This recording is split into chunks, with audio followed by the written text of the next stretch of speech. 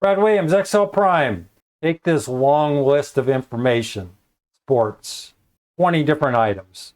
We want to put those into 2 columns. How do we do it? Wrap calls. We're going to use this wrap calls. We're going to take our array, our list, and we're going to put a 10 in our wrap counts. Recognize I didn't put the padding in here on purpose. All we're going to do, that's it. B5, B24, 10. We could put the padding in here, but I just wanted to simplify this and show you that we can squeeze all this information into 2 columns. You want 3 columns? Take this information divided by 3, and you know you're going to get an NAR. Why? Well, it's going to produce 21, and we only have 20 items. I'm going to change this up.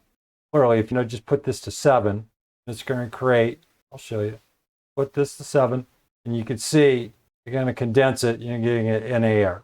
You can put any number you want in there. I wanted to show you a quick example. Anyway, experiment with this. I know you're saying this is sort of a repeat. That's right, it's a repeat. This is all about practice, incorporating different configurations, different designs, different outputs. Over here, the narrative. Read it if you need it. Recognize there's no padding here. Probably a mention in here about padding.